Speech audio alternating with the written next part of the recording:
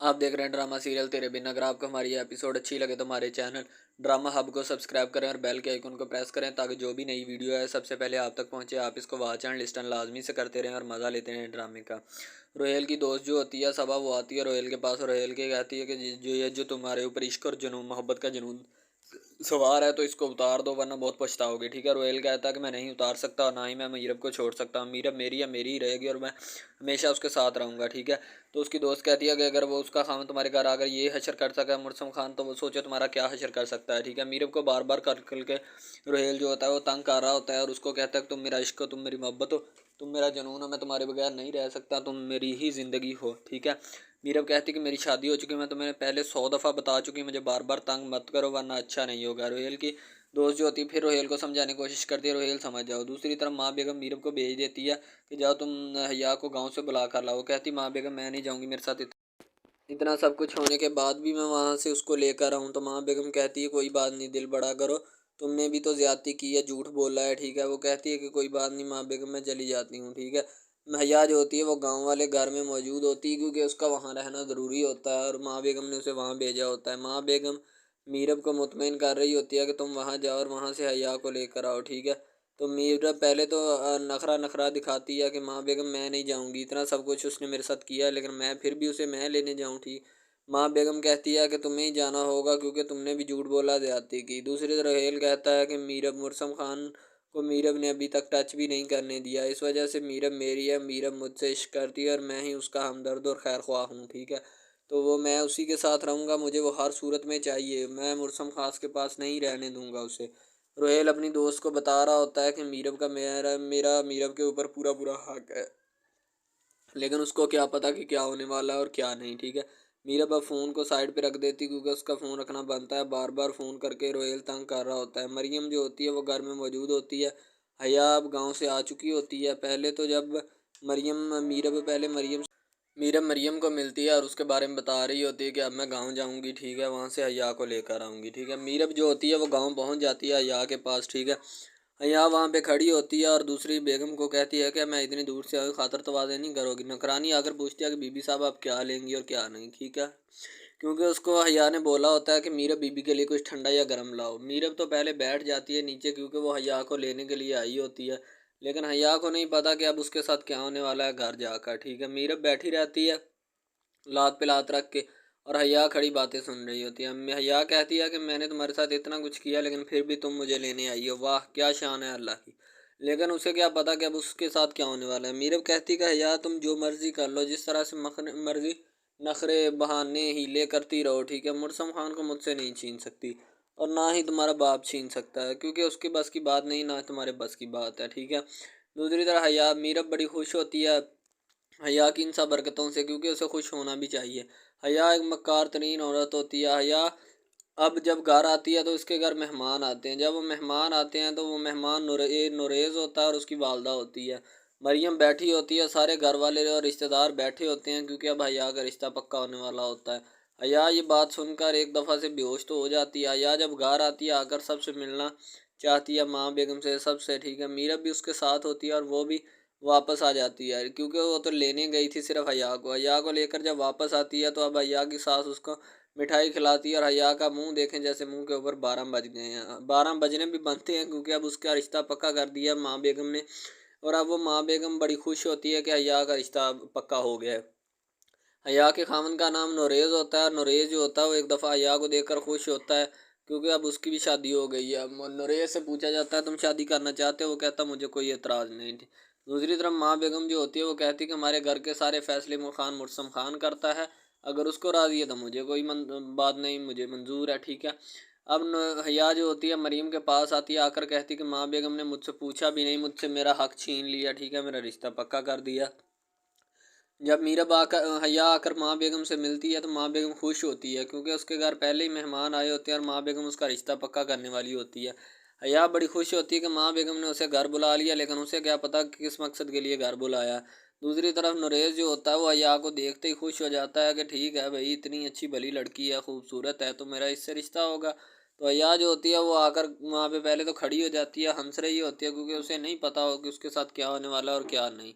जब उसे पता चलता है कि उसका रिश्ता तय हो गया, वो मरियम से अपनी भड़ास निकालना शुरू कर देती है कि मुझे कोई हक नहीं कि मैं अपनी मर्ज़ी से शादी कर सकूं। मरियम कहती, तुम्हें हक है, हक क्यों नहीं, तुम्हारा हक कौन छीन रहा है। अब हया जो होती है वो आकर खान मुर्सम खान को कहती है कि मैं उससे शादी नहीं करूँगी, ठीक है। मरियम जो होती है वो अंदर बैठी होती है और हया जो आँखों मरियम कहती, भाई मैं तो अपनी शादी अपनी मर्ज़ी से करूँगी, तुम जाओ बाहर में। मरियम वहाँ पे खड़ी रहती है, बैठी रहती है और बात सुन रही होती है और हया मिनट मिनट पे उसको तानो तशनीद कर रही होती है और कहती है कि माँ बेगम ने मुझसे मेरा हक छीन लिया है, यही हक कि मैं अपनी मर्ज़ी से शादी नहीं कर सकती। माँ बेगम ने मेरा रिश्ता पक्का कर दिया, अगर तुम्हें हक है तो मुझे हक क्यों नहीं, ठीक है। मरियम उसको कहती है कि तुमने ज़्यादतियाँ थोड़ी की हैं, तवीज़ आगे करवाए हैं और क्या कुछ नहीं करवाया, ठीक है। इस वजह से माँ बेगम तुमसे बदज़न हो चुकी हैं, अब वो तुम्हारा रिश्ता इसी वजह से तय कर रही हैं। हया जाती है माँ बेगम के पास, माँ बेगम उसको कहती है कि मैंने जो फ़ैसला कर दिया सो कर दिया, एक ना एक दिन तुम्हें जाना होगा इस घर से। वो कहती कि माँ बेगम मैं अभी शादी नहीं करना चाहती। अब दूसरी तरफ मरियम ने गुल खिला दिया होता है, अपने बॉयफ्रेंड से मिल रही होती है और मीरब ऊपर से आकर देख लेती है। जब वो दरवाज़ा खोलती है तो सामने वो लोग होते हैं, मीरब का मुँह तो खुले का खुला रह जाता है। क्योंकि मीरब को भी पता है कि अब ऐसा अगर मुर्सम खान को पता चल गया तो बहुत भोपाल आएगा। मरियम हाथ जोड़ती है, मीरब आती है, मुर्सम खान ढूँढ रहा होता है।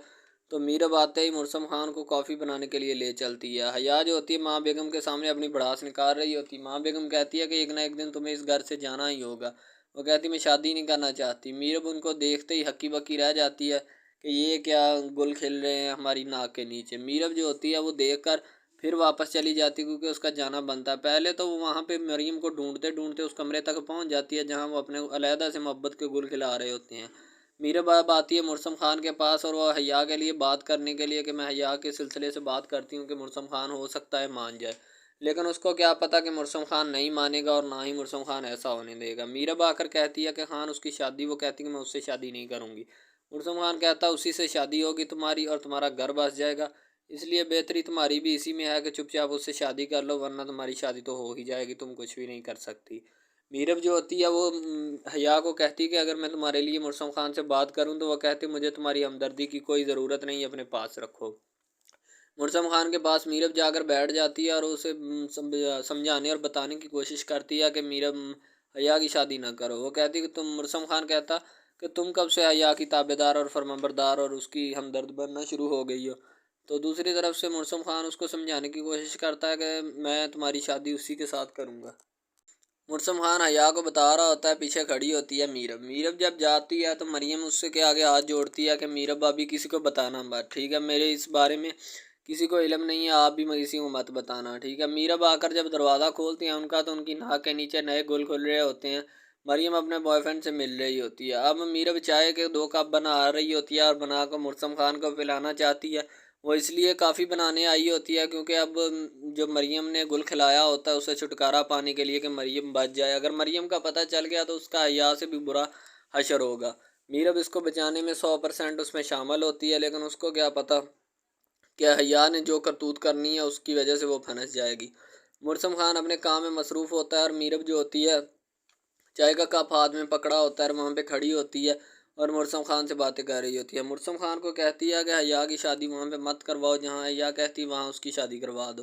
तो मुर्सम खान कहता है कि तुम उसके हमदर्द मत बनो। अब वो बावर्ची खाने में जाते हैं और जाके मीरब वहाँ पे काफ़ी बनाने में मसरूफ़ हो जाती है ताकि उधर से मरियम और वो दोनों लोग फ़ारग हो जाएँ। मीरब जब उस मुर्सम खान ऊपर जाने लगता है तो मीरब उसको वहाँ से उठा लाती है ताकि इधर आ जाए और मरियम की तरफ ना कहीं चला जाए, और अगर मरियम फंस गई तो उसका अशर बहुत बुरा होगा। मुर्सम खान फिर से उसको प्यार भरी नज़रों से देखता है, देखना भी चाहिए। काफ़ी अरसे के बाद उसने मुर्सम खान का हाथ पकड़ उसको कहा है कि आओ काफ़ी बनाने चलते हैं। तो मैं तो उधर गई थी, मरियम के एग्ज़ाम हो रहे हैं, इस वजह से मैं मरियम के पास गई थी कि मरियम कहाँ हो तुम, और उसके एग्ज़ाम हो रहे हैं, मैं इस वजह से उसके पास गई थी।